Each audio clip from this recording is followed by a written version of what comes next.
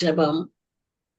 எங்களை அதிகமாக நேசிக்கிறேன் நல்ல தாப்புனே. இந்த நாளிலும் கூட சுவாமி, நாங்க ஒன்று கூடி இப்படி பாதத்தில் அமர்ந்து வசனங்களை தியானிக்க வந்திருக்கிறோம். இந்த வேலையை நீர் ஆசீர்வதித்து தாரும். ஆவியானவர் இந்த நேரத்தை பொறுப்பேற்றுக் கொள்ளும். தடைகளின்றி சுவாமி, இந்த நாளிலும் உங்களுடைய வசனங்களை தியானிக்க எங்களுக்கு கிருபை தாரும். வர இருக்கிறவர்களை சீக்கிரமாய் அழைத்து வரும். தாழ்த்தி உடைய கருத்துல ஒப்பு கொடுக்கிறோம். இந்த நேரத்தை நீர் ஆசீர்வதித்து எங்களுக்கு பிரயோஜனமாக்கி தர வேண்டுமாய் ஆண்டவரும் ரட்சகருமாய் இயேசு கிறிஸ்து மூலம் வேண்டிக் கொள்கிறோம் பிதாவே. ஆமேன், ஆமேன். So good evening everyone. Welcome to the study. கர்த்தருடைய பரிசுநாமத்துக்கு ஸ்தோத்திரம். நாம் அவருடைய மிகுந்த கிருபையினால 24ஆம் அதிகாரத்தின் ஒரு பகுதியை நாம் கடந்த வாரத்துல தியானித்தோம். அதை முடித்து 25ஆம் அதிகாரத்திற்குள்ளாக கடந்து செல்லலாம்.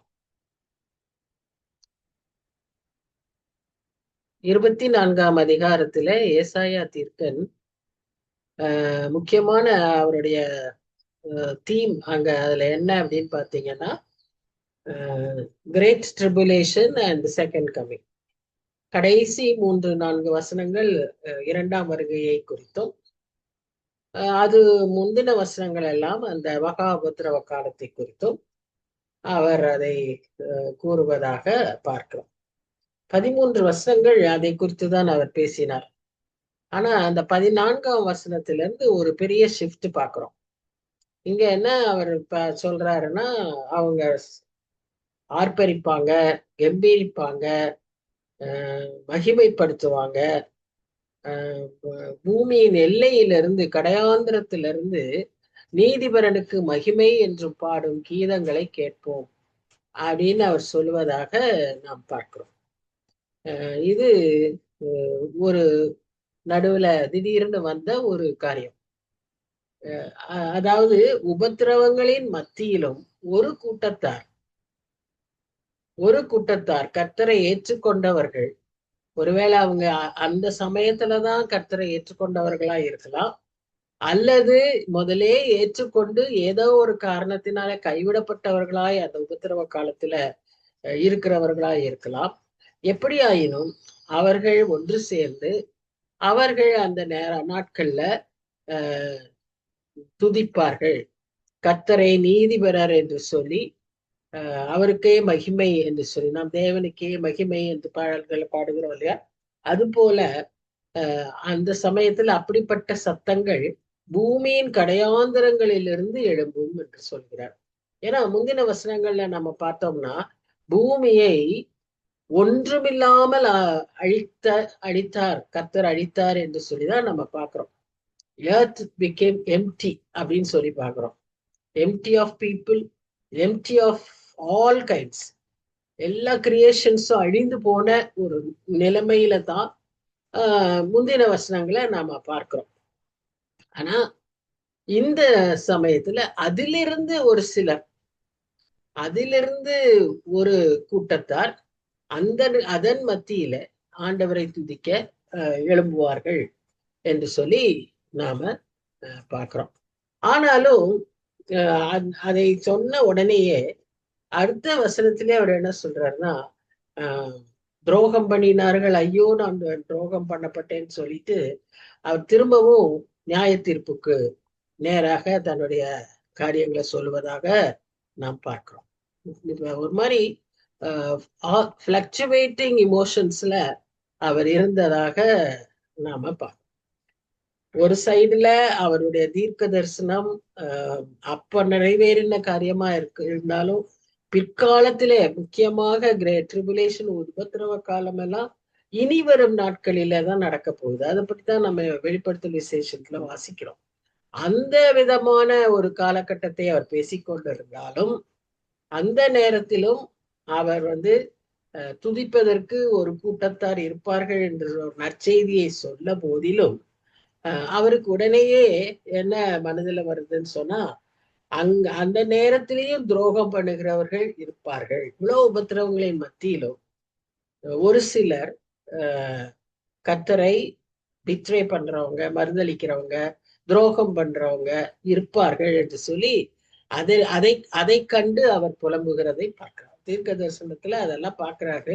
அதை கண்டு அவர் புலம்புகிறதாக நாம பார்க்கிறோம். அடுத்து அவர் என்ன, அவர் மூலமா கர்த்தர் என்ன சொல்றாருன்னா, திகிலும் படுகுழியும் கண்ணியும் உங்களுக்கு நேரிடும். ஒரு 2 வசனம் தான் துதியை பத்தி, நல்ல பிரைஸ பத்தி பேசிட்டு இருந்தாரு. ஆனா இப்ப என்ன ஆயிடுச்சு, இந்த நியாய தீர்ப்பு நிமித்தமாக அங்குள்ள அந்த அந்த நாட்கள்ல அங்க இருக்கிற மக்களுக்கு திகில், படுகுழி, கண்ணி இவைகள் எல்லாம் நேரிடும் என்று சொல்லி அடுத்த வசனத்துல பாக்குறோம். திகிலின் சத்தத்துக்கு விலகி ஓடுகிறவன் படுகுழியில் விழுவான், படுகுழியிலிருந்து ஏறுகிறவன் கண்ணியில் அகப்படுவான். உயர இருக்கும் மதகுகள் திறவுண்டு பூமியின் அஸ்திபாரங்கள் குலுங்கும்.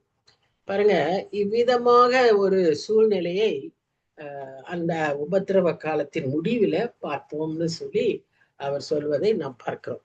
இது இனி வரக்கூடிய நாட்கள்ல நடக்க வேண்டிய காரியங்கள் தான். அதைத்தான் அவர் அங்க சொல்றாரு. நாம இதை குறித்து நமக்கு அந்நாட்களில் இருந்த ஜனங்களுக்கு வேற வேத வெளிச்சம் கிடையாது. தீர்க்கன் சொல்லுவதுதான் அவர்களுக்கு அறிவிப்பு. ஆனா இன்று நமக்கு அதோடு கூட அது என்ன அவர் சொல்லுகிறார் என்பதை விளங்கி கொள்ளத்தக்கதாக இன்னும் கொஞ்சம் சற்று ஆழமாய் நாம் புரிந்து கொள்ளும்படியாக நமக்கு வேதம் கொடுக்கப்பட்டிருக்கு. இந்த வேதத்திலும் நாம் இந்த வெளிப்படுத்தல் விசேஷம், யோவானுக்கு கொடுத்த தீர்க்க தரிசனத்தை, தானியேலுக்கு கொடுத்த தீர்க்க தரிசனத்தை, இதெல்லாம் நம்ம வச்சிருக்கோம். இதெல்லாம் ஒத்து பார்த்து நாம புரிந்து கொள்ளும்படியாக கர்த்தர் ஒரு பெரிதான கிருபையை நமக்கு தந்திருக்கிறார். ஆனா இதையெல்லாம் நாம் அறிந்தவர்களாய் நாம் எவ்விதமாய் இதற்கு நாம் ரெஸ்பாண்ட் பண்றோங்கிறது தான் பெரிய கேள்வி. ஏன்னா நம்ம தப்பிக்கவே முடியாது. நம்ம எல்லா விதத்திலையும் நமக்கு ஆண்டவர் பல காரியங்களை விளக்கி இருக்கிறார். அவருடைய செயல்பாடுகள், அவர் என்ன செய்ய போறாரு, டைம் லைனு, அடுத்து என்ன, இதெல்லாமே நமக்கு ஓரளவுக்கு கர்த்தர் எல்லாவற்றையும் வெளிச்சமாக்கி கொடுத்திருக்கிறபடினால நாம் தப்பிக்கவே முடியாது. இப்போ நம்ம ஒருத்தர் நம்மகிட்ட கேக்குறாங்கன்னு வைங்களேன், நீங்க எங்க வாழ விரும்புறீங்க அப்படின்னு கேட்டா, நான் இந்த பூமியில வாழ விரும்புறேன்னு சொல்லுவோமா, அல்லது பரலோகத்துல வாழ விரும்புறோம்னு சொல்லுவோமா? அவரு ஊழியக்காரர் அப்படிதான் கேட்டாரு. உடனே ஒரு சபையில கேட்டாரு. அந்த பிரசங்கத்தப்போ நானும் இருந்தேன். அப்போ நம்ம நிறைய பேர் என்ன சொல்றோம்னா, பரலோகத்துல இருக்கிறது தான் விரும்புவேன் அப்படின்னு நம்ம சொன்னோம். உடனே அவர் என்ன சொன்னாருன்னா, உங்களை படைச்ச நோக்கமே நீங்க இந்த பூமியில இருந்து அநேகரை பரலோகத்துக்கு எடுத்து கொண்டு வர்றதுக்கு தான் உங்களை படைச்சிருக்காரு, உங்களுக்கு இந்த வாழ்க்கையை கொடுத்திருக்காரு. நீங்க எப்படி அதுக்குள்ள நான் பரலோகத்துல வாழணும்னு நினைக்கிறீங்க அப்படின்னு கேட்டாரு. அது என்ன சிந்திக்க வச்சது. உண்மையாகவே நாம் இந்த இடத்துல வாழ்வது மற்றவர்களை அழைத்து செல்ல நமக்கு இவ்வளவு ஆசீர்வாதங்களை, பிரிவிலேஜஸ், ஸ்லாக்கியங்களை கொடுத்திருக்கிற நோக்கம் மற்றவர்களுக்கு இதை அறிவித்து அவர்களை நாம் அழைத்து செல்வதற்கு. ஏன்னு சொன்னா நமக்கு எவ்வளவு அழகா பெரிய பெரிய ஆசீர்வாதங்களை எல்லாம் அவர் வச்சிருக்காருன்னு சொல்லி நாம பாக்குறோம். நம்ம அவரோடு கூட உன்னதங்களில் ஏறி, அவரோடு கூட உன்னதங்களில் அமரும்படியான, அவரோடு கூட ஆளுகை செய்யும்படியான, அவரோடு கூட இவன் நியாயம் தீர்க்கக்கூடிய அந்த அளவுக்கு சிலாக்கியங்களை நமக்கு வைத்திருக்கிறார். ஏன்னு சொன்னா நாம் அவருடைய பிள்ளைகளா இருக்கிறோம். அவருடைய ரத்தத்தால் கழுவப்பட்ட பிள்ளைகளுக்கு, அவரால் மீட்கப்பட்ட பிள்ளைகளுக்கு இந்த சுதந்திரங்கள் எல்லாம் அவர் கொடுத்திருக்கும் போது நாம் அதை எதற்காக பயன்படுத்துகிறோம், எப்படி இந்த உலகத்தில் வாழ்கிறோம், இதுதான் ஒரு பெரிய கேள்வி. இப்போ அதுதான் நாம் யோசிக்க வேண்டியதா இருக்கிறது. அதாவது இதுல இருந்து நம்ம ஒன்று கண்டு தெரிந்து கொள்ளுகிறோம். அதாவது திகிலிருந்து தப்பிச்சு குழிக்கு போகலான்னாலும், குழியிலிருந்து ஏறி தப்பிச்சு ஓடலான்னாலும் கண்ணியில மாட்டுறதுன்னா எப்படி ஆகிலும் you can never escape judgment. You can never hide from God. சங்கீதம் 139 இதே உணர்வைத்தான் தாவீது சொல்றார். நான் படுகுழியில பாதாளத்துல படுக்க போட்டாலும், வானத்துக்கு மேறி போனாலும் நீங்க எல்லா இடத்துல இருக்க. ஏன்னா அவர் சர்வ வியாபகர், அவரால் அறிந்து கொள்ள முடியாத ஒன்றும் இல்லை. Is an omniscient God. He knows everything. அப்போ அவருடைய ஜட்ஜ்மெண்ட்ல இருந்து நம்ம தப்பிக்கவே முடியாது. அப்ப அந்த ஒரு நிச்சயம் நமக்கு எப்போ கிடைக்கும்னு சொன்னா ஒரே ஒரு வழி, அது கிறிஸ்துவின் வழி, சிலுவையின் வழி, அவருடைய ரத்தத்தினாலே கழுவப்படுகிற ஒரே பாதை. அது மாத்திரம்தான் நம்மை இதுல இருந்து தப்பிக்க வைக்க முடியும். வேற எந்த விதத்திலும் நாம் தப்பித்து போக முடியவே முடியாது. 19:20 என்ன சொல்றாருன்னா, தேசம் நொறுங்கவே நொறுங்கும், முறியவே முறியும், அசையவே அசை. பாருங்க எப்படி அவர் அதை ஒரு விவரிக்கிறாரு. ஃபர்ஸ்ட் அது அப்படியே ஃப்ராக்சர் ஆகுமா, அப்புறம் அது அப்படியே உடைஞ்சு போகுமா, அப்புறம் அது ஆடுமா. எப்படி ஆடும்? வெறித்தவனை போல தேசம் தள்ளாடி. இப்ப நம்ம அடிக்கடி ரோடுகள்ல பாக்குறோம் இல்லையா, when we travel, எஸ்பெஷலி கொஞ்சம் லேட் நைட் ஆயிடுச்சுன்னு பாருங்க, ஒரு 10, 9:30 to 11:30 அந்த டைம்ல எல்லாம் டிராவல் பண்றது ரொம்ப கஷ்டம். ஏன்னா பீப்புள் நிறைய பேர் அந்த சமயத்துல குடிச்சிட்டு சுயநினைவு இல்லாம ரோட்ல அப்படி இப்படின்னு ஆடி ஆடி வருவாங்க. கார் ஏதாவது ஓட்டிட்டு வர்றதுன்னா ரொம்ப கஷ்டம். அது போல தள்ளாடி ஒரு குடிலை போல பெயர்த்து போடப்படும். இன்னைக்கு குடில தான் பெயர்த்து போடப்படணும்னு இல்லை. அன்னைக்கு ஒருவேளை அந்த மாதிரி குடிசை, ஒரு சின்ன வீடு, அதெல்லாம் தான் மண்ணில் கட்டின வீடு எல்லாம் சீக்கிரம் உடஞ்சிரும்னு சொன்னாங்க. இன்னைக்கு பல மாடி கட்டடங்கள் அப்படியே சீட்டு கட்ட மாதிரி தகுந்த உழுகுது. ஸோ ஏசாயா காலத்துல அவர் அவர் ஒரு எக்ஸாம்பிளா என்ன சொல்றாருன்னா, குடிலை போல பெயர்த்து போடப்படும். இன்னைக்கு நம்ம கண்ணால பாக்குறோம் நியூஸ்ல எல்லாம், அப்படியே ஒண்ணும் இல்ல, மேல இருந்து கீழே அப்படியே விழுந்துருது. அதன் பாதகம் அதன் மேல் பாரமாய் இருக்கையால் அது விழுந்து போகும், இனி எழுந்திராது. பாருங்க, இது almost it is getting fulfilled. This prophecy is getting fulfilled even at this time itself. ஆனா இதோடைய ஆக்சுவல் ஃபுல்ஃபில்மெண்ட், அந்த final fulfilment only during the tribulation period, the last of the end of the tribulation period. ஆனா இங்க இப்ப அவர் சொல்வது அந்த பூமி அதிர்ச்சியை குறித்து பேசுகிறார். இன்றைக்கு எங்க திரும்பினாலும் பூமி அதிர்ச்சிகளை நாம் பார்க்கிறோம். ஆனா வெளிப்படுத்தல் விசேஷத்துல நாம ஒரு பூமி அதிர்ச்சியை பார்க்கிறோம் 16ஆம் அதிகாரத்துல. அது ஒரு பெரிய அதிர்ச்சி, இதுவரைக்கும் உலகம் கண்டிராத ஒரு பெரிய அதிர்ச்சி என்று சொல்லி நம்ம அதை பார்க்கிறோம். அந்த விதமான ஒரு பெரிய அதிர்ச்சி ஏற்படும். அதிலே ஜனங்கள் குடித்தவன் தள்ளாடுவது போல பூமி அசையுமோ. The entire earth will shake in that way. So அந்த விதமான ஒரு பயங்கரம் இருக்கிறத பற்றி ஏசாயா அந்த காலத்திலேயே 3000 வருஷத்துக்கு முன்னால தெள்ள தெளிவா சொல்லியிருக்கார். இனி வருகிற வசனங்கள்ல வேற டோன்ல பேசுறாரு. இப்ப இங்க என்ன பேசுறாருன்னு சொல்லி பாத்தீங்கன்னா, அக்காலத்தில் கர்த்தர் உன்னதமான சேனையை உன்னதத்திலும் பூமியின் ராஜாக்களை பூமியிலும் விசாரிப்பார்.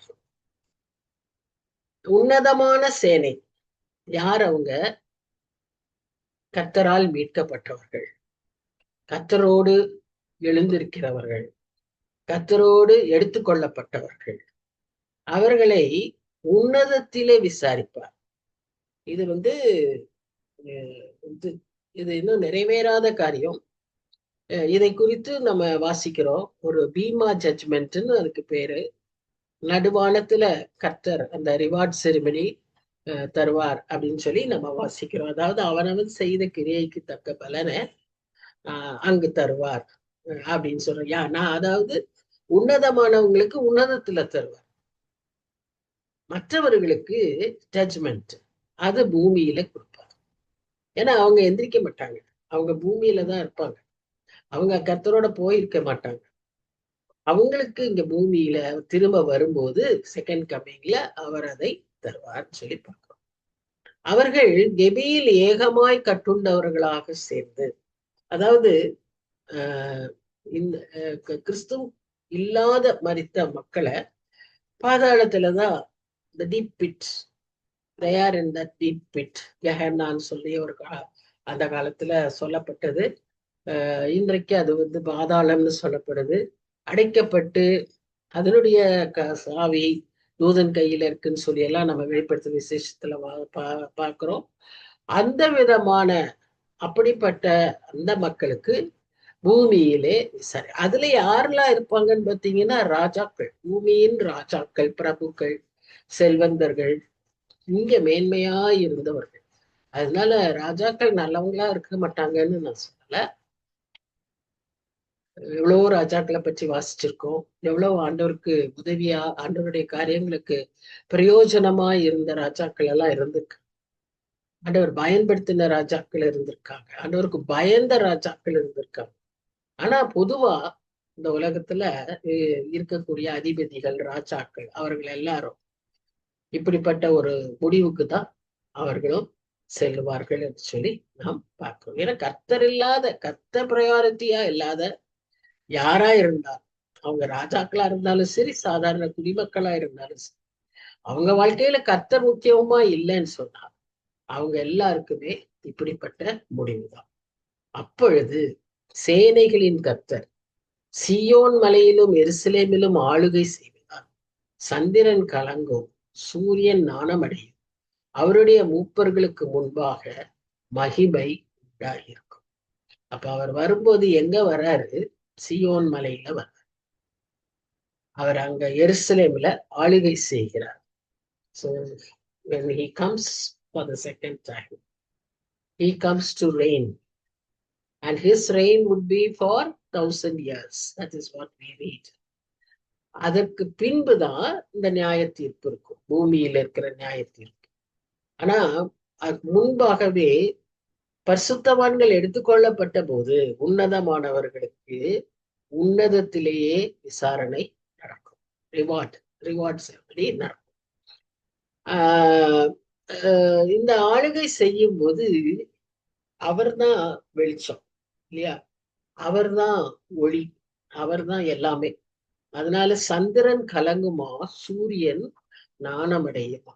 ஏன்னா மெய்யான ஒளி ஒளியானவர் ஆட்சி செய்ய போவதனாலே நாம் என்ன பார்க்கிறோம்னு சொன்னா, சந்திரனும் சூரியனும் கூட வெட்கப்பட்டு போகும் என்று சொல்லி நாம பார்க்கிறோம்.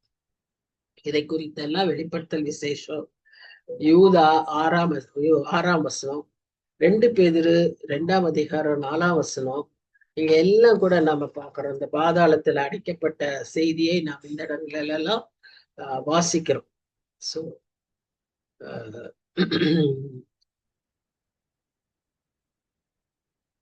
so under God's great final judgment, all their status, all their system, all their wealth, all their philosophies, பெரிய scientists, their discoveries எல்லாமே ஒன்றும் இல்லாமல் போய்விடும்.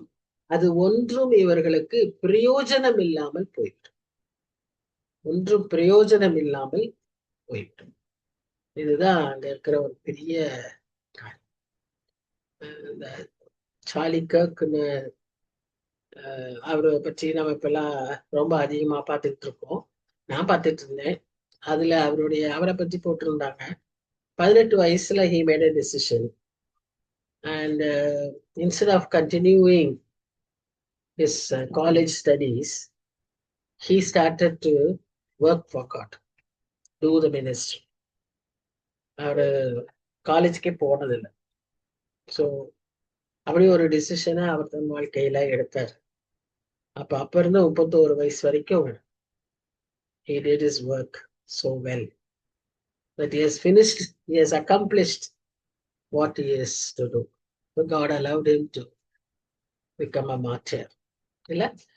So no earthly greatness will help a man on that day. நம்ம பெரிய பெரிய சம்பாத்தியம், பெரிய பெரிய படிப்பு, பெரிய பெரிய அச்சீவ்மெண்ட் இல்ல, வேண்டான்னு நான் சொல்லவே இல்லை. ஆனா அதெல்லாம் இதை பெற்றுக்கொள்ள முடியாது. அதெல்லாம் உனக்கு ஒரு படிக்கட்டா இருந்து இதை அச்சீவ் பண்ண முடிஞ்சிச்சுன்னா தட் இஸ் கிரேட். கர்த்தர்க்காய் நீ எழும்பி நிக்கிறதுக்கு, கர்த்தர்க்காய் ஒரு காரியங்களை செய்யறதுக்கு, அது உதவிச்சுன்னா தட் இஸ் கிரேட். ஆனா அதுல போயிட்டோம்னா அதை வந்து பயன்படுத்துறவங்க வெகு வெகு சிலர், வெகு வெகு சிலர். அதுலயே மூழ்கி போறவங்க தான் நிறைய பேரை இருக்கிறத நாம் பார்க்கிறோம். சோ அந்த மவுண்ட் ஜயன்ல வந்து கர்த்தர் தன்னுடைய ஆளுகையை நடத்துகிறதை நாம் பார்க்கிறோம். இது வந்து நியாய தீர்ப்பு, கர்த்தருடைய நியாய தீர்ப்பு. It is not like our worldly judgment. Worldly ஜட்ஜ்மெண்ட்ல வந்து எப்படின்னா ஒருத்தனை நிரபராதியா ஆக்குறதுக்காக அல்லது ஒருத்தனை குற்றவாளி ஆக்குறதுக்காக அதுல வந்து சுய காரியங்கள், மற்ற இன்ஃப்ளூயன்சஸ் இதெல்லாம் அங்கு செயல்படும். ஆனா கர்த்தர் செய்கிற நீதி அவருக்கு மகிமையை கொண்டு வர, உலகமே அவரை போற்றி மகிமையை கொண்டு வருவதற்கு தான் அந்த நீதி இருக்கும், அந்த நியாய தீர்ப்பு இருக்கும் என்று சொல்லி அந்த அதிகாரத்தை அவர் முடிப்பதாக நாம் பார்க்கிறோம். இனி நாம் அடுத்த அதிகாரத்திற்குள்ளாக கடந்து செல்வோம். அதாவது சாப்டர் 25.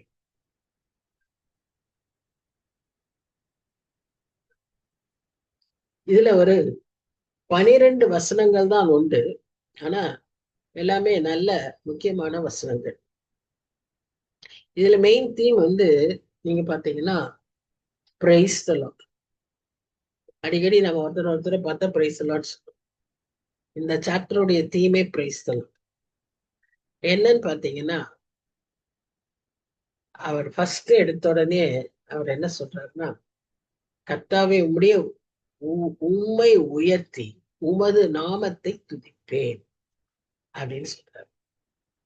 நீர் அதிசயமானவைகளை செய்தீர், உமது பூர்வ ஆலோசனைகள் சத்தியமும் உறுதியும் ஆனவைகள் அப்படின்னு அவர் சொல்றத நம்ம பார்க்கிறோம். 24ஆம் அதிகாரத்துல இப்பதான் அவர் வந்து என்ன சொன்னாரு, கிரேட் ட்ரிபுலேஷனை பத்தி பேசினாரு, உபத்திரவங்களை பற்றி பேசினாரு, என்ன அழிவு ஏற்படும், எப்படி நாசமாய் போவார்கள், அதெல்லாம் சொன்னாரு. அதற்கு பின்பாக அவர் சொன்னது வந்து ஜட்ஜ்மெண்ட்டை பற்றியும் கொஞ்சம் சொன்னாரு. அதற்கு பின்பாக ஆண்டவர் இந்த உலகத்துல வந்து 1000 வருஷம் அரசாட்சி செய்ய போகிறார் என்பதையும் சொன்னார். இதெல்லாம் முடிந்த பிறகு இந்த அதிகாரத்துல அவரை துதிக்கிறதுக்கு, அப்போ கர்த்தரை துதிப்பதுங்கிறது அது எப்படி இருக்க வேண்டும் என்று நீங்க பாத்தீங்கன்னா, இட் ஷுட் பி ரெஸ்பான்ஸ். அதாவது வர்ஷிப், பிரைஸ், தேங்க்ஸ் கிவிங், இதெல்லாம் நமக்கு கொஞ்சம் கொஞ்சம் கன்ஃபியூஷன் இல்ல. All seem to be the same thing related to one another. அது அது வந்து இமோஷனலா நம்ம செய்யறது ஒண்ணு. அதே எப்படி இமோஷனலா செய்வோம், ஏதாவது ஒண்ணு நிகழ்ந்தும் போது நம்ம இமோஷனலா செய்வோம். இங்க பாக்குறோம் அப்படி ஒரு உபத்திரவ காலத்துல அவங்களால துதிக்க முடியுது, அதை பிரைஸ் பண்ண முடியுது. அது ஒரு சேலஞ்ச் இல்லையா? அந்த மாதிரி நமக்கு அது தட் இன்வால்வ்ஸ் எ டெசிஷன். அதுதான் நான் அப்ப அழுத்தமா சொல்ல வரேன். இங்க அவர் சொல்றாரு, உம்மை உயர்த்தி உமது நாமத்தை துதிப்பேன் அப்படிங்கிறதுக்கு உமது நாமத்தை நானு துதிக்கிறேன் அப்படின்னு சொல்லல, துதிப்பேன் அப்படிங்கிறாரு. அதுல ஒரு அழுத்தம் என்னன்னா, he makes a decision. He is deciding to worship God and to praise him in the midst of the righteous judgment. ஏன்னு சொன்னா, முதலாவது அவர் அவர் அவர் அவர் கர்த்தர் என்பதை அறிந்ததினாலே, அவரை கர்த்தர் யார் என்று அவர் உணர்ந்ததினாலே அவரை துதிக்கணும்னு அவர் விரும்புகிறார். அவருக்கு இப்போ நமக்கு கர்த்தரை யார் என்று அறியாதபடி நம்மால என்ன செய்ய முடியாது, அவரை துதிக்க முடியாது, அவரை ஆராதிக்கவும் முடியாது. நம்ம ஒருத்தர் அவரை ஆராதிக்கணும்னு சொன்னா, அவரை நம்ம துதிக்கணும்னு சொன்னா, நமக்கு என்ன முக்கியமா தேவை, கர்த்தரை பற்றிய அறிவு. Knowing God, not knowing about God, knowing God, which means you must have a personal experience. அவரோடு கூட ஒரு நெருங்கிய உணர்வு, நெருங்கிய உறவு இருந்தாதான். அப்போ அந்த விதமாய் நாம அவருக்கு முக்கியத்துவம் கொடுக்கும்போது நம்ம வேற எதற்கும் முக்கியத்துவம் கொடுக்க முடியாது. ஒருவேளை நம்முடைய வாழ்க்கையில வேற ஏதாவது நமக்கு முக்கியத்துவமா இருந்தால், வேற யாராவது அல்லது வேற ஏதாவது நமக்கு முக்கியமா இருந்துச்சுன்னா, அது நம்ம அவரை ஆராதிக்க முழு மனதோடு, முழு பலத்தோடு, முழு உண்மையோடு அவருக்கு என்ன செய்ய முடியாது? ஆராதிக்க முடியாது. அவரை நேசிக்கவும் முடியாது. அப்படிங்கும்போது என்ன நடக்கும்னு சொன்னா, நாம விக்கிரக விக்கிரகத்தை வழிபடுகிறவர்களைப் போல் ஆகிவிடுவோம். சில காரியங்கள் நம்ம வாழ்க்கையில நாம் செய்யும் போது நாம் கர்த்தரை ரிஜெக்ட் பண்ற பாவத்தை செஞ்சிடறோம்னு நாம் பாக்குறோம். அது ஆக்சுவலா we are not rejecting, but when we do certain things, it is counted as rejection by God. அவரோட ஸ்டாண்டர்ட்ஸ்ல it is counted as rejection. So in the same way here, when we are having something else, வேற ஏதாவது அவரை காட்டிலும் முக்கியத்துவமாய் நாம் வைத்திருப்போமானால் நம் வாழ்க்கையில நாம் விக்கிரகத்தை வணங்குகிறவர்களாய் மாறிவிடுவோம். கர்த்தருடைய ஸ்டாண்டர்ட்ல நமக்கு நாம பாவம் செஞ்சோமா, நாம செஞ்சோமா, அதை செஞ்சோமா, நாம திருடமா, கொலை செஞ்சோமா, இப்படி சில லிஸ்ட் வச்சிருக்கோம்ல, அதையெல்லாம் வச்சுக்கிட்டு நம்ம பாக்குறோம். அப்படிலாம் நம்ம செய்யல, நம்ம அவ்வளவு பாவங்கள்லாம் செய்யலன்னு நம்ம நினைச்சுக்கிறோம். ஆனா நாம செய்கிற சில காரியங்கள் இவ்விதமான பாவங்களுக்கு மறைவாக இது அவருடைய பார்வையில இப்படி அது பாவமாய் வெளிப்படுகிறது என்பதை நாம உணர்ந்து அதிக ஜாக்கிரதை உள்ளவர்களாய் இருக்கணும். அதனாலதான் ஆவியோடும் கருத்தோடும் உண்மையோடும் நாம் அவரை தொழுது கொள்ள வேண்டும் என்று சொல்லி நம்ம பவுல் சொல்றதை பார்க்கிறோம். சோ நம்மளுடைய எண்ணங்கள் அந்த ஆராதனையில இருக்கணும். அவர் செய்த பெரிய காரியங்களை நாம் நினைவு கூறணும். அவருக்காகவே அவர் நம்முடைய வாழ்க்கையில God, you are so faithful, you are so loving, you are like my father, இப்படி நாம அவரை அறிந்து உணர்ந்து நாம் அவரை ஆராதிக்கிறோம். அது வெறும் ஒரு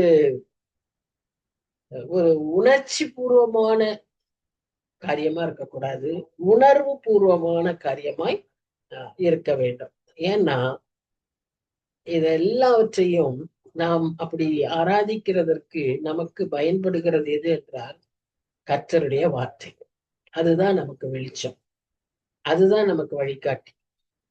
அது அவருடைய வார்த்தை நம்பத்தக்கது, நித்தியமானது, நம்மை ஊக்குவிக்கிறது. So it is reliable, it is enriching and everlasting. So இந்த கர்த்தருடைய வார்த்தையை நாம் எவ்வளவுக்கு எவ்வளவு அதிகமாய் உட்கொள்கிறோமோ, எவ்வளவுக்கு எவ்வளவு அதிகமாய் நம்மை அதனால் நிரப்புகிறோமோ. நான் ஒரு இடத்துல வாசிச்சேன், Daniel was saturated with God's word. Saturation அதான் லிமிட், ஃபுல் ஆகிற லிமிட்.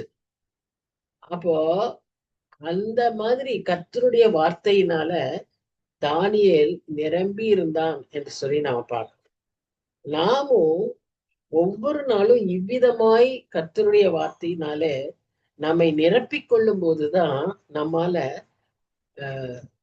வெகு எளிதாக கர்த்தரை ஆராதிக்கவும், கர்த்தருக்கு நன்றி செலுத்தவும், கர்த்தரை துதிக்கவும் நம்மால முடியும்.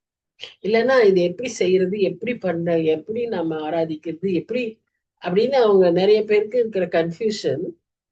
அது காரணம் என்னன்னா இதுதான். இப்ப 2வது வசனம் 3வது வசனத்துல அவர் என்ன சொல்றாருன்னா, நகரத்தை அப்படி ஒன்றுமில்லாத பட்டணமாக இதாக்கி அதுல யாரு திரும்ப கட்டப்படாதபடிக்கு அதை மண்மேடாக்கிட்டீர். ஆகையால் பலத்த ஜனங்கள் உண்மை மகிமைப்படுத்துவார்கள். கொடூரமான ஜாதிகளின் நகரம் உமக்கு பயப்படும். அவருடைய நீதியான நியாய தீர்ப்புக்காக நாம் நன்றி சொல்ல வேண்டும். நம்முடைய வாழ்க்கையில கூட அநேக சமயங்கள்ல கர்த்தருடைய நியாய தீர்ப்புங்கிறது அது கடைசி நியாய தீர்ப்பு தான் நியாய தீர்ப்புன்னு இல்ல. வாழ்க்கையில அடிக்கடி நமக்கு அப்பப்போ கர்த்தர் சில சில சிக்ஷைகளை நமக்கு தருவார். என்ன சொல்றது, அதுவும் ஒரு சின்ன குட்டி நீதியான நியாய தீர்ப்பு தான். ஏன்னா நாம செஞ்ச தப்புக்கு உடனே அவர் ஒரு அடியை போட்டு நீ திரும்புன்னு நம்மளை திருப்புவாரு. Because we are his children. So அப்படி செய்யும் போது அந்த மாதிரி சிக்ஷைகளுக்காக எல்லாம் நாம் நன்றி சொல்ல கடமைப்பட்டிருக்கோம். அந்த சிக்ஷைகளின் மத்தியில ஏன் இப்படி என்னை ஆண்டவர் செய்யறாரு, எனக்கு ஏன் இத்தனை பாடு இப்படின்னு யோசிக்கிறத விட்டு, அதன் மத்தியில கர்த்தர் இந்த பாடுகளை அனுபவிக்க அவருக்காக நானும் கூட இந்த மாதிரி சில காரியங்களை சரி செய்து கொள்ள கர்த்தர் என் மேல இவ்வளவு அன்பா இருக்காரேன்னு சொல்லி நினைச்சு நன்றி சொல்ல கர்த்தர் நம்மை எதிர்பார்க்கிறார். அவருடைய நியாய தீர்ப்புகள் எப்பொழுதுமே நீதியானதா இருக்கும் என்று சொல்லி நம்ம பார்க்கிறோம். ஒரு பட்டணத்தை அவர் மண்மேடு ஆக்குறாருன்னு சொன்னா, அதுவும் அவர் அந்த எருசலேம் அப்படி செய்வாரா? அது அவருக்கு மிகவும் நெருக்கமான ஒரு இடம். இப்ப அதே அந்த மாதிரி செய்யணும்னா அங்கிருந்த பாவம் அக்கிரமம் அவ்வளவு பெரிதாய் இருந்திருக்கும். அந்த அந்த நகரமும் அந்த மக்களுக்கும் அது தகுதியான ஒரு தண்டனையாய் இருந்திருக்கும். அதே சமயத்துல அவ்வளவு பெரிய தண்டனையை கொடுத்தாலும், அப்படி ஒரு அழிவை தந்தாலும், அதிலும் ஒரு சிலருக்கு அங்கு நீதியாய் உண்மையாய் இருக்கிறவர்களுக்கு பாதுகாப்பை கட்டளையிடுவதில் உண்மையுள்ள தேவனாய் இருக்கிறார் என்று சொல்லி நம்ம பார்க்கிறோம். அதுதான் முந்தின அதிகாரங்கள்ல பார்த்தோம். இந்த பழமெல்லாம் உடுக்கின பிறகு அந்த கொடிகள்ல இருக்கிற சின்ன சின்ன கொஞ்சம் கொஞ்சம் பழங்க அங்கேயும் இங்கொன்றும் அங்கொன்றுமா இருக்கிற அந்த ரெமினன்ஸ் தான் இந்த மாதிரி ட்ரிபுலேஷன் பீரியட்ல கூட they were able to praise him. அதுதான் எல்லா அவருடைய ஜட்ஜ்மெண்ட்ஸ்லயும் நம்ம பார்க்கிறோம். இப்போ உதாரணமா ஃபர்ஸ்ட் ஆதியாகமத்திலிருந்தே பாத்தீங்கன்னா, நோவா காலத்துல ஒரு ஜட்ஜ்மெண்ட் வந்தது இல்லையா, ஃப்ளட். அப்போ அத அவர் எவ்வளவு தூரம் அவர் அந்த ஜட்ஜ்மெண்ட்டை நிறைவேற்றணும்னு நினைச்சாருன்னா, மனுஷனுடைய தோற்றமே என்னவா இருந்துச்சு, மனுஷனுடைய எண்ணத்தின் தோற்றங்கள் எண்ணங்களின் தோற்றம் என்னவா இருந்துச்சா, பொல்லாதவைகளா இருந்தது. அதுக்காக அவர் மனஸ்தாபப்பட்டாருன்னு சொல்லி பார்க்கிறோம். சோ அந்த அளவுக்கு ஆனதுனாலதான் it has reached its limit. அக்கிரமம் அதனுடைய எல்லைக்கு வந்துருச்சு. அப்போ அவர் தண்டிக்க வேண்டியதாயிற்று. ஏன்னா அவர் நீதியுள்ள தேவன். அவருக்கு அது விருப்பமே இல்லை. ஆனா என்ன செய்ய முடியும், அப்படிதான் செய்யணும். எரேமியால புலம்புறாரு. எரேமியால எல்லாம் நம்ம பார்க்கிறோம், மரணம் எனக்கு விருப்பமே கிடையாது, நீ மனம் திரும்பு, நீ என்கிட்ட திரும்பி வா, இப்படிதான் சொல்லிட்டே இருப்பாரு. சோ நாம பாக்குறது என்னன்னா, அந்த அழிவுல 8 பேரை காப்பாத்தினார். They were found to be righteous in the sight of God. இப்ப சோதோம் கொமோரா கைய பிடிச்சு வெளியே இழுத்துட்டு போயிட்டாரு இல்லையா. இப்பவும் சொல்லு, உனக்கு சொந்தமான உனக்கு உறவுக்காரங்க இருந்தாங்கன்னா கூட்டிட்டு போயிரு அப்படின்னு சொல்லக்கூடிய கர்த்தர் அப்படி தன்னுடைய பிள்ளைகளுக்கு அவர் எப்படி ஆகிலும் ஒரு ப்ரொவிஷனை வச்சிருக்க. அது மாதிரிதான் எங்க அவருடைய நியாய தீர்ப்பு இருந்தாலும் இன்னைக்கும் அதுல கர்த்தர் இவ்விதமாய் காரியங்களை செய்து அவருடைய பிள்ளைகளை காப்பதிலும் அவருடைய பிள்ளைகளுக்கு தேவையானதை ப்ரொவைட் பண்ணுவதிலும் அவர் உண்மையுள்ள தேவன் என்பதை நம்பார். இதான் உலகம் முழுவதிலும் நடந்துகிட்டு இருக்கு. இன்னைக்கு யுத்தங்கள் நடக்குது, மரணங்கள் நேரிடுது, பயங்கரங்கள் ஏற்படுது, திடுக்கிடும் சம்பவங்கள் உண்டாகிறது, இயற்கையின் சீற்றங்கள் ஏற்படுது. ஆனா எல்லாவற்றையும் மத்தியிலும் கர்த்தர் நீதியுள்ளவர், உண்மை உள்ளவர், கர்த்தர் நல்லவர். அவரை என்றைக்கும் நாம துதிக்கப்படத்தக்கவர். இதுக்கு நம்ம காரணங்களை கண்டுபிடிக்கத்தக்கதான டிசர்ன்மெண்ட் நமக்கு மிக மிக அவசியம். இந்த அதிகாரங்கள் எல்லாம் ஏசாயா மூலமா நமக்கு அதைத்தான் கர்த்தர் வெளிப்படுத்துகிறார். என்ன நடந்தாலும் அதுல கர்த்தரை நம்ம துதிக்கிறதுக்கு காரணங்களை கண்டுபிடிக்க பழகி கொள்ள வேண்டும். பொதுவா அவருடைய நீதியான நியாய தீர்ப்புகள்ல 2 விளைவுகள் உண்டு. ஒன்று, அவருடைய நியாய தீர்ப்புல இவ்விதமாய் அவருடைய சொந்தமானவர்களுக்கு, அவருடைய பிள்ளைகளுக்கு he always gives protection and provision. இரண்டாவதாக, அவருடைய அந்த பயங்கரமான நியாய தீர்ப்பை பார்த்து அவரை அறியாத ஜனங்கள் பயப்படுவார்கள், திகில் அடைவார்கள். அவ்விதமான ஒரு பயங்கரமான ஒரு நியாய தீர்ப்பாய் அவருடைய நியாய தீர்ப்பு இருக்கும். அப்படியே முழுசையா அழிச்சிட்டார். 40 நாள் விடாம மழை பெஞ்சு உலகத்தையே அழிச்சிட்டார். சோ பயப்படுகிற விதமான அவருடைய நியாய தீர்ப்பு இருக்கும். So we are not to take his judgments lightly. We cannot escape his judgments. It will be the same for everyone. Whether you are elder or you are a small child, whether you are a priest or a church member, whether you are a scientist or a illiterate, whether you are a rich man or a poor, it is a leveler. How death is a leveler, his judgment is also a leveler. There is no partiality. There will be no difference. இது எதினாலையும் நீ அந்த நியாய தீர்ப்பை தப்பித்துக் கொள்ளவும் முடியாது, அந்த நியாய தீர்ப்பை நீ விலைக்கு வாங்கவும் முடியாது. இன்னைக்கு இது ரொம்ப முக்கியம். இன்னைக்கு எல்லாரும் நினைச்சுக்கிறாங்க எல்லாத்தையுமே நம்ம என்ன செஞ்சிடலாம், பணத்தினாலே வாங்கிடலாம். அவருடைய நியாய தீர்ப்புல ஒன்றும் நடக்காது. இன்னைக்கு அதுதான் ஒரு முக்கியமான செய்தி. கொடூரமானவர்களின் சீரல் மதிலை மோதி எடுக்கிற பெருவெள்ளத்தை போல் இருக்கையில் நீர் ஏழைக்கு பலனும் நிற்கப்படுகிற எளியவனுக்கு திடனும் பெருவெள்ளத்துக்கு தப்பும் அடைக்கலமும் வெயிலுக்கு ஒதுங்கும் நிழலும் ஆனீர். சூழ்நிலை, சிச்சுவேஷன், சர்க்கம்ஸ்டான்சஸ் பாருங்க எந்த மாதிரி இருக்குன்னு எல்லாம் இப்ப விவரிச்சுட்டே வராரு அந்த நியாய தீர்ப்ப. அப்ப அந்த மாதிரியான ஒரு சூழ்நிலையில கொடூரமானவர்களின் சீரல், it may be a war scene or it may be an oppression within the community, which is very very common in these days. அது between the society, members of the society, it can be even in a small community, it can be even in a classroom. இன்னைக்கு ஏதோ நியூஸ்ல பார்த்த ராகிங்னு ஒரு பையனை போட்டு அடின்னு அடிக்கிறாங்க, 3 பேர் சேர்ந்து அடிக்கிறாங்க. It can be like that. ஆனா அது அந்த சூழ்நிலையில ஏழைக்கு பலன், எளியவனுக்கு திடன், பெருவெள்ளத்துக்கு தப்புகிற அடைக்கலம், வெயிலுக்கு ஒதுங்கும் நிலம். நம்ம ஆண்டவர் பார்த்தீங்களா எவ்வளவு அருமையானவரா இருக்கிறார், எவ்வளவு he is the refuge for us. He is the only one.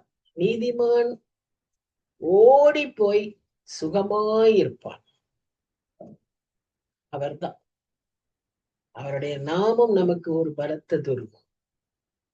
அவர் நம்மை அப்படி காப்பதில் உண்மை உள்ளவராய் இருக்கிறார். அதை எப்படி செய்வாரா, வறட்சியான இடத்தின் காங்கை மேகத்தினால் தனிவர். பொதுவா வெயில் காலத்துல நீங்க தீ பத்து வச்சீங்கன்னா சட நெரிஞ்சிடும். அந்த காங்க அப்படி வேகமா எரியக்கூடிய அந்த மும்முரம், அந்த வேகம், அந்த சீற்றத்தை அவர் மேகம் போல வந்து தணிப்பார். அந்த மும்முரத்தை அப்படியே தனிய பண்ணுவார். வெயிலின் அருமை நிழலில் தெரியும் சொல்லுவாங்க. அந்த மேகத்தின் நிழலினால் வெயில் தணிகிறது போல பலவந்தரின் ஆரவாரம் தனியும். இப்படி மோதி அடிக்கிறவங்க, இப்படி சீர்றவங்க, இப்படி ஒப்ரஸ் பண்றவங்க, இப்படி ஃபைட் பண்றவங்க, இப்படி நமக்கு ஏற்படுகிற அநியாயங்கள், அக்கிரமங்கள், இப்படி நமக்கு நடக்கிற எல்லா விதமான ஒடுக்குமுறைகள், இன்னைக்கு பெர்சிக்யூஷன், எல்லாவற்றையும் it is under his control. இதுதான் நம்ம நம்பிக்கை. நிச்சயம் அவங்களை அப்படி காப்பீர், நிச்சயம் அப்படி அவங்களுக்கு உதவியா இருப்பீர். யாருமே அவங்களுக்கு கேட்கறதுக்கு இல்ல, அவங்களுக்காக பேசுறக்கோ அவங்களுக்காக ரெப்ரசன்ட் பண்றக்கோ அதுக்கெல்லாம் அவங்களுக்கு வசதியும் இல்லை. அப்படிப்பட்டவங்களுக்காக வழக்காடுகிறவர், அப்படிப்பட்டவங்களுக்காக துணையா நிக்கிறவர் யாருன்னு சொன்னா சங்கீதம் 9, சங்கீதம் 62 எல்லாம் இப்படியாக நாம் கர்த்தரை குறித்து வாசிக்கிறோம். அவங்க எல்லாரையும் அவர் அப்படியே அமைதல் படுத்திடுவார். He will silence the battle. We want that to happen. அதுதான் நம்ம இப்ப ஜெபமா இருக்கு இல்லையா? இந்த இந்த போரெல்லாம் நிக்கணும்னு நம்ம ஜெபிக்கிறோம். Because it can happen only through him, not through these presidents and prime ministers shaking hands and holding hands, talking deliberations. இதெல்லாம் ஒண்ணுமே நடக்காது. If only God wills, only he can intervene. அவர் தான் நமக்கும் அந்த பிரச்சனைக்கும் நடுவுல வந்து நின்று நம்மை காக்கக்கூடியவர். வேற யாராலையும் அதை செய்ய முடியவே முடியாது. இப்போ நம்ம இதன் மத்தியில கூட நாம் அவரை துதிக்க முடியுமா இல்லையா? இந்த ஆண்டவர் என்னுடைய ஆண்டவர், இப்படிப்பட்டவர் என்னுடைய ஆண்டவர், இதை நினைக்கும் போது நம்மளால எப்படி துதிக்காமல் இருக்க முடியும்? நிச்சயமாய் நாம அவரை ஆராதிக்க முடியும், துதிக்க முடியும், நன்றி சொல்ல முடியும். ஏன்னா அவர் அப்படிப்பட்ட மகத்துவமானவர். சரி, இப்ப 6ஆம் அதிகாரத்துல 6ஆம் வசனத்துல ஒரு ஒரு காரியத்தை வாசிக்கும். இதுவும் வெகு நாட்களுக்கு பின்னாக நடக்க போகிற ஒரு காரியம், அப்பொழுதும் நிறைவேறின ஒரு காரியம். அப்பவே அது நிறைவேறிச்சு. இதனுடைய ஆவிக்குரிய இதனுடைய ஃபைனல் ஃபுல்ஃபில்மெண்ட் ரெவலேஷன் 19 சாப்டர். மலை மேல ஒரு விருந்து வைக்கிறார், அதுல சகல ஜனங்களையும் அழைக்கிறார். Invites all people of the earth. அங்க எல்லாம் சிறந்த இங்க எர்த் வந்து எப்படி இருந்துச்சா? எம்டியா இருந்துச்சா, மண்மேடா இருந்துச்சா நகரம். ஆனா அந்த விருந்துல முழுமையான பதார்த்தங்கள், பழமையான திராட்சரசம், தெளிந்த பழமையான திராட்சரசம் நிறைந்த விருந்தா இருக்கு. That is their best, all the best. அந்த இன்னைக்கு ஒரு பெரிய ஸ்டார் ஹோட்டல்ல ஒரு புஃபே அட்டன் பண்ணா எப்படி இருக்கும், அது மாதிரி பெரிய டின்னர். இதற்கு எல்லாரையும் இதில் ஆயத்தப்படுத்துறது யாரு? Who is the host? God is the host. சேனைகளின் கர்த்தர், அவர் தான் அது செய்யறார். அப்போ இப்படிப்பட்ட ஒரு விக்டரி பேங்க்வெட். ஏன்னா அதுக்கு முந்தின வசனங்கள் எல்லாம் பார்த்தோம், போரெல்லாம் நிறுத்துறாரு, அந்த ஒப்ரஷனை நிறுத்துறாரு, இதெல்லாம் நம்ம பார்த்தோம் இல்லையா? அது ஒரு விக்டரி பேங்க்வெட் அல்லது அவார்ட்ஸ் பேங்க்வெட் அப்படின்னு நம்ம சொல்லலாம். ஆனா இதனுடைய உண்மையான இது வந்து அதுக்கு முன் சுவை. ஆனா இது reality, the real expression, we will find it only in the chapter 19, Revelation chapter 19, at the end of his reign, 1000 years reign. அவருடைய வருகையில அவர் இதை செய்வார், யுத்தம் பண்ண போகிறார். அந்த யுத்தத்துல எல்லாரையும் பூமியின் ராஜாக்கள் நம்ம பார்த்தோம் இல்லையா? அந்த பூமியின் ராஜாக்களை அவர் நியாயம் தீர்ப்பார்னு அவரே வந்து வெட்டி தள்ளுவார். எதுல? இருபுறமும் கற்குள்ள பட்டயத்தினாலே, ஒரே ஒரு வார்த்தையினாலே அவ்வளவு பெரிய அங்காரம். What about awesome God we have, wonderful God we have. இதெல்லாம் நம்ம நினைச்சு பார்க்கவே முடியாது. பட் அதெல்லாம் கர்த்தர் நமக்கு கொடுத்த பெரிய ஸ்லாக்கியம். அந்த விருந்து, இந்த விருந்து வந்து இந்த வெற்றியின் விருந்தாய் பார்க்கிறோம். அப்போ நடக்கக்கூடிய ஃபைனல் ஜட்ஜ்மெண்ட், ஃபைனல் ஃபுல்ஃபில்மெண்ட் ஆட்டுக்குட்டியானவரின் கல்யாண விருந்து. அதற்கு நாம் அழைக்கப்படுகிறோம். அதற்கு நாம் தகுதியானவர்களாய் இருக்க அழைக்கப்படும். அப்பதான் அதனுடைய ஒரு ஒரு ஒரு ஒரு லைன் ஆஃப் இது வந்து அவங்க சீஷருக்கு அவரை வந்து இந்த உலகத்துல இருக்கும் போதே சொல்லியிருக்கிறார்.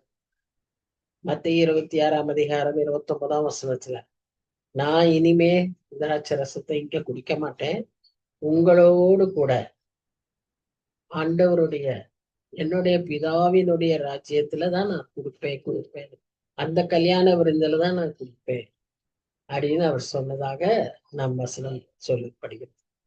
அந்த விருந்து, பெரிய விருந்த நமக்காக ஆண்டவர் ஆயத்தம் பண்ணுகிறார். நமக்காக அவர் தான் நம்முடைய ஹோஸ்ட். இப்ப நம்ம ஹோஸ்டுக்கு பிரியமா ஒரு ஸ்டார் ஹோட்டல்ல ஒரு பார்ட்டின்னு சொன்னா, நம்ம ஃபர்ஸ்ட் அந்த ஹோட்டலுக்கு போகிறதுக்கு தகுதியான வஸ்திரங்கள் அணிந்திருக்க வேண்டும். அதற்கு தகுதியாய் நாம் அங்கு நடந்து கொள்ள வேண்டும். அங்க போய் அந்த பார்ட்டிக்கு போகிறவங்களுக்கு அந்த ஹோஸ்ட ஆனர் பண்ணணும். ஹோஸ்டுக்கு நாம என்ன சொல்லுவோம், கிஃப்ட் பண்ணணும். இப்ப இதெல்லாம் யோசிச்சு பாருங்க. சும்மா இது ஒரு உதாரணம். இந்த பூமியில இந்த ஒரு சின்ன பார்ட்டிக்கே இத்தனை பண்றோம்னா, அங்க ஆட்டுக்குட்டியானவரின் கல்யாண விருந்துக்கு நம்ம போகும்போது இந்த தகுதியான வஸ்திரம் அடைந்திருக்கலாம். அது என்ன? ரட்சிப்பு, நீதி, புதிய நாடை, பரிசுத்தம், இதெல்லாம் நமக்கு இருக்கணும். இதெல்லாம் தான் சொல்லி கொடுத்திருக்காரு. இங்கேயே சொல்லி கொடுக்கிறாரு, இதெல்லாம் நீ இருக்கணும் உனக்கு. இந்த அணிகலன்களோடு நாம் அங்கு செல்லும் போது, அவருக்கு தகுதியாய் நாம் அங்க செல்ல போது அவர் நம்மை அழித்துக் கொள்வார். இதுக்கும் ஒரு உதாரணம் சொல்லி இருக்கிறார் இல்லையா? சரியான விதத்துல ஆயத்தமாகலன்னா, அது ஒரு சின்ன விளக்கு தான் சொன்னார். அந்த விளக்குல எண்ணெய் இருக்கணும், எரியணும். அந்த ஒரு சின்ன உதாரணத்துல சொன்னார். அதுல நாம கொஞ்சம் ஏமாந்துட்டோம், அசந்துட்டோம். கதவு அடைக்கப்பட்டு உங்களை அறியேன்னு சொல்லக்கூடிய நிலைமை. அந்த விருந்துக்கு நாம தகுதி இல்லாம போயிடும். எவ்வளவு ஒரு ஆபத்தான நிலைமை, பரிதாபமான நிலைமை. அப்படிப்பட்ட ஒரு நிலைமை நமக்கு நேரிடவே கூடாது. ஆயத்தத்தோடு நாம மாத்திரம் இல்ல, எல்லாரையும் டீமா அழைச்சிக்கிட்டு போனோம். அந்த 5 பேரும் டீமா போனாங்க. இந்த 5 பேர் அவங்களோட கோஆபரேட் பண்ணல, அவங்களுக்கு ரெஸ்பாண்ட் பண்ணல. நாம அப்படி இருந்துடக்கூடாது. இதுல ஒரு லைட்டா கேஷுவலா என்ன சொல்றது, கேர்லெஸ்னஸ் அல்லது காம்ப்ளசன்சி, இந்த மாதிரி ஒரு ரியாக்ஷன் இருந்துச்சுன்னா அந்த 5 பேரோட நம்ம சேர்ந்து போக முடியாது. எல்லாத்துலயும் அப்படி ஷூடா, ஸ்மார்ட்டா, அவேர், அலர்ட், அவேக், அந்த நிலைமையிலேயே நாம் இருந்தாதான் என்ன செய்ய முடியும், அந்த விருந்துக்கும் நாம செல்ல முடியும். அப்படி செல்லும் போது அந்த மலையில, அந்த விருந்துல அவர் என்ன செய்யறாரு பாருங்க, சகல ஜனங்கள் மேலும் உள்ள முக்காட்டையும் சகல ஜாதிகளையும் மூடி இருக்கிற மூடலையும் இந்த மலையிலே அகற்றி போடுவார். அவர் மரணத்தை ஜெயமாக முடிப்பார். இந்த இடத்துல இவர் பேசும்போது யாரை குறிச்சு பேசுறாரு? ஆண்டவராகிய இயேசு கிறிஸ்துவை, மேசியாவாகிய இயேசு கிறிஸ்துவை குறித்து அவர் பேசுகிறார். கர்த்தராகிய தேவன் எல்லா முகங்களிலுமிருந்து கண்ணீரை துடைத்து தமது ஜனத்தின் நிந்தையை பூமியில் இராதபடிக்கு முற்றிலும் நீக்கிவிடுவார். கர்த்தரே இதை சொன்னார். அதை என்டார்ஸ் பண்றார். கர்த்தரே இதை சொன்னார். சரி, இந்த முக்காடு அப்படின்லாம் என்னன்னா, முதல்ல இன்னைக்கு இந்த ஆக்கினை என்கிற சாபம், நித்திய ஆக்கினை என்கிற சாபம், அதை கர்த்தர் முதல்ல நீக்கி போடுவார். நீக்கி போட்டுட்டாரா இல்லையா? 2000 வருஷத்துக்கு முன்பாகவே கர்த்தர் தன்னுடைய மரணத்தினால சிலுவையில அதை நீக்கி போட்டு மரணத்தையும் ஜெயித்து உயிர்த்தெழுந்த ஆண்டவர் நமக்கு இருக்கிறார். இந்த ஃபர்ஸ்ட். இந்த மூடல் அப்படிங்கிறது என்னன்னா இக்னோரன்ஸ். இக்னோரன்ஸ். கண்கள் குருடாக்கப்படுகிறது, மனம் மந்தமாய் இருக்கிறது. இந்த நிலைமையெல்லாம் மாறுறதுக்கு, நல்ல ரெவலேஷன்ஸ் புரிஞ்சுக்கிறதுக்கு. ரெவலேஷன்னா இந்த ரெவலேஷன் புக் அல்ல, every day God reveals through his word. அத நாம விளங்கி கொள்ள, அதுக்கு கர்த்தர் நமக்கு அதுக்கு தடையா இருக்கிற, நமக்கு அதுக்கு எது நம்மை புரிந்து கொள்ள முடியாம செய்யுதோ அதையெல்லாம் எடுத்துருவார். அதுக்கப்புறம் he will wipe away the tears of each of us people. One group will be there who would have suffered and endured that suffering for his sake. நிறைய பேர் ஆண்டவர் ஃபுல்லா இருக்கிற அந்த மெச்சூரிட்டியில சஃபரிங்கையே ஒரு ஜெயமா எடுத்துக்கிறவங்க இருக்காங்க. ஆனா நிறைய பேரு சஃபரிங்க உண்மையாவே சஃபரிங்கா அனுபவிச்சுக்கிறாங்க. சஃபரிங்காவே அனுபவிச்சு சஃபரிங்கையும் அவங்க பொறுத்துக்கிறாங்க, சஃபரிங்களே பொறுத்துக்கிறாங்க. அடுத்த குரூப் எப்படின்னா சஃபரிங்ல ரிஜாய்ஸ் பண்றாங்க. சோ அந்த சஃபரிங் அவங்களுக்கு ஒரு சஃபரிங்கா இருக்காது. they will be happy even through that suffering. ஆனா இந்த குரூப் அது பாடா ஏன்னா அப்படிப்பட்ட பாடா இருக்கலாம். அதனால அவங்க அந்த வேதனைகளையும், ஒருவேளை சரீர வேதனை, மனவேதனை, வாட் எவர் மேபி, உளைச்சல், வாட் எவர் மேபி, அத அவங்க, பட் இன் ஜெனரல் பொதுவா இருக்கிற அந்த சாபம், நித்திய ஆக்கினைங்கிற அந்த சாபத்தை கர்த்தர் தன்னுடைய மரணத்தினால் அதை ஜெயமாக்கி அதை மூடிவிட்டார், அதை எடுத்து விட்டார், அந்த நிந்தையை எடுத்து விட்டார். இதுதான் கர்த்தர் செய்த நமக்கு கொடுத்த ஒரு பெரிய காரியம். All over the world, entire globe, we find there are people who are not able to understand, who are not able to obey God's word. ஆனா அந்த நாளில அந்த மூடலை என்ன அவங்களை மூடி இருக்கோ அதை எடுத்துருவார். உதாரணமா ரோமர்ல, கொரிந்தியர்ல எல்லாம் பவுல் இஸ்ரேல் ஜனங்களை பத்தி சொல்லும் போது அவங்களுக்கு ஒரு முக்காடு இருக்கு, அவங்களுக்கு ஒரு மூடல் இருக்குன்னு சொல்றாங்க. there's a veil which prevents them from understanding Jesus Christ is the Messiah. அது அந்நாள் வரைக்கும் கூட வருமோ, நம்ம அதற்கு இனங்கலன்னு சொன்னா, எதிர்த்தோம்னா இருக்கும். ஆனா அன்றைக்கு அது எல்லாவற்றையும் அவர் எடுத்து போடுவார், கம்ப்ளீட்டா அதை ரிமூவ் பண்ணிடுவார். ஏற்றுக்கொள்வதும் ஏற்றுக்கொள்ளாததும் அவரவர். அதே போல மரணத்தை அவர் ஜெயித்தார்.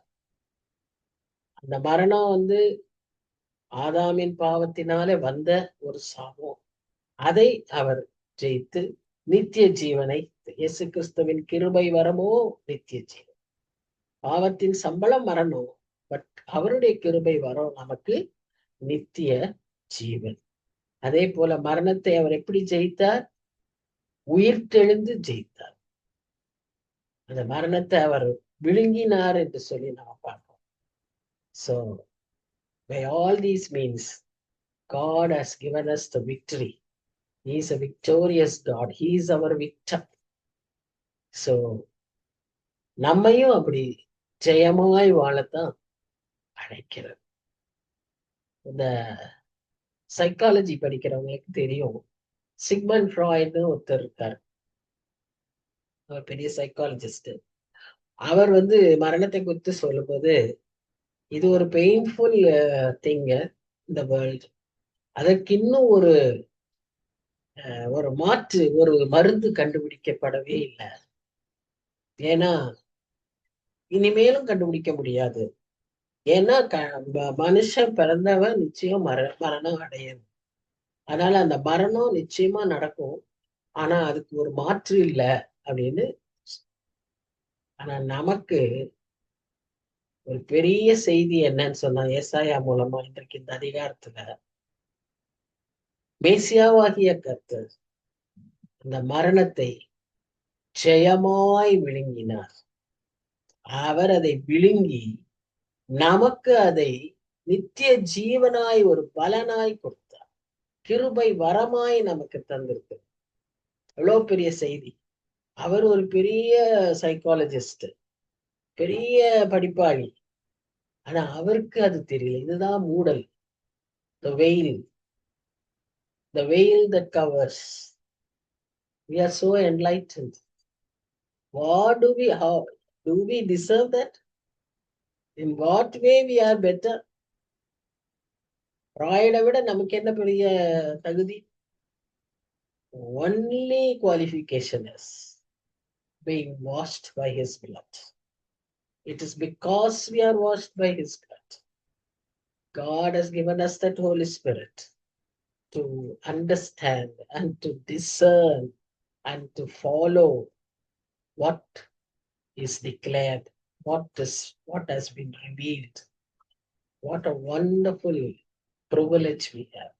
இதெல்லாம் நினைக்க நினைக்கதான் நாம் ஆராதித்துட்டே இருக்க முடியும், துதிச்சுக்கிட்டே இருக்க முடியும், அவர் நன்றி சொல்லிக்கிட்டே இருக்க முடியும். அவர் செய்த காரியங்களுக்காக நாம் நன்றி சொல்லிக்கிட்டே இருக்க.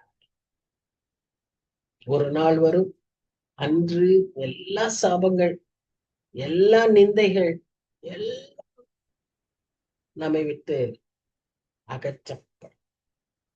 அவருடைய நித்திய மகிழ்ச்சி, சஞ்சலமும் தவிப்பும் ஓடிப்போம், நித்திய மகிழ்ச்சி அவர்கள் மேல் தங்கி இருக்கும்.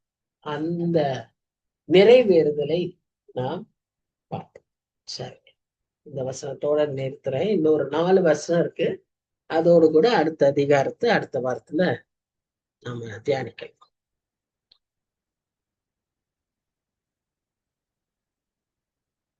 ஜெபிக்கலாம். நல்ல தகப்பனே, நன்றியோடு துதிக்கிறோம். ஸ்தோத்திரம், ஸ்தோத்திரம். நீர் எங்களுக்காய் செய்த, எங்களுக்காய் நிறைவேற்றின, எங்களுக்கு நீர் ஈவாய் தந்திருக்கிற இவ்வளவு சாக்கியங்களுக்காக, இவ்வளவு மேன்மைகளுக்காக நாங்க நன்றியோடு இப்படி சமூகத்துல வருகிறோம் சுவாமி. நாங்க என்னென்ன சூழ்நிலையில இருந்தாலும், வேதனைகளின் மத்தியில, ஒருவேளை வலி, வியாதி, மன கஷ்டம், குடும்பத்துல பிரச்சனை, தேவைகள் எதுவா இருந்தாலும் எல்லாவற்றின் மத்தியில இது எங்களுக்குரியது. ஆனா உலக அளவுல பார்க்கும்போது பசி, பட்டினி, கொள்ளை நோய், போர், யுத்தம், அழிவு, சேதம், திடீரென்று ஏற்பட்ட இழப்புகள், எவ்வளவு காரியங்கள் சுவாமி. ஆனா எல்லாவற்றின் மத்தியிலும் உண்மை துதிக்க முடியும், உண்மை ஆராதிக்க முடியும். ஏன் சொன்னார், நீ ஜீவனுள்ள கர்த்தராய், மரணத்தை வென்றவராய், ஜெயமாய் எடுத்தவராய், ஆண்டவரே உயிர் தெழுந்தவராய், இன்றும் ஜீவிக்கிறவராய், எங்களுக்காய் எல்லாவற்றையும் ஆயத்தம் பண்ணி கொண்டிருக்கிறவராய் இருக்கிறபடினால, எங்களை மோடு கூட சேர்த்து கொள்ளுகிறவராய் இருக்கிறபடினால, உன்னதமான சேனையை உன்னதமான இடத்துல எங்களை வைத்துக் கொள்ள போகிறதற்காக, உன்னதங்களில் இருக்கிற ஸ்தலங்களிலே உட்கார செய்கிறதற்காக ஆண்டவரே நாங்க நன்றியோடு உண்மை துதிக்கிறோம். எவ்வளோ சிலக்கியங்கள் இதெல்லாம் தியானிக்க தியானிக்க தியானிக்க தகுதியே இல்லை சுவாமி, தகுதியே இல்லை. எங்களை தாழ்த்துகிறோம். ஆனாலும் நீர் உண்மையுள்ள தேவனாய் இருக்கிறபடினா எங்களுக்கு அடைக்கலமாய், ஒதுங்கும் நிழலாய், எங்களை மூடுகிற மேகமாய், தணிக்கிற ஆண்டவராய், ஆண்டவரே நீர் இருக்கிறபடினால நன்றி செலுத்துகிறோம். ஓடி ஒளிந்து கொள்ளக்கூடிய துருகமா இருக்கிறபடினால நன்றி செலுத்து துதிக்கிறோம், துதிக்கிறோம், நன்றியோடு துதிக்கிறோம், ஸ்தோத்திரிக்கிறோம். எங்க பிரச்சனைகள் எல்லாம் ஒன்றும் இல்லை சுவாமி, அதெல்லாம் மேகம் போல தள்ளி போட்டுட்டீங்க. உண்மை நினைக்கும் போது அதெல்லாம் எங்க போச்சுன்னே தெரியாது சுவாமி. அப்பேற்பட்ட ஆண்டவராய் எங்களுக்கு அருமையானவராய் நீர் இருக்கிறபடினாலும் உம்மை துதிக்கிறோம். ஒவ்வொருவரையும் ஆசீர்வதியும், ஒவ்வொருவருடைய தேவைகளையும் சந்தியும், ஒவ்வொருவருடைய பிரச்சனைகள், வலிகள், வேதனைகள், காரியங்களில கூட இருந்து பலப்படுத்தும், தாங்கிக் கொள்ளும். நீரேந்தி சுமந்து தப்புவிக்கிற தேவன் அல்லவா. எங்களை உடைய கரத்துல ஒப்பு கொடுக்கிறோம். நீர் காத்துக்கொள்ளும், வழி நடத்தும். தாழ்த்தி ஒப்பு கொடுக்கிறோம், பெற்றுக்கொள்ளும். நேசிக்கிற இயேசு கிறிஸ்துவின் மூலமாய் வேண்டிக் கொள்கிறோம் பிதாவே. ஆமேன், ஆமேன்.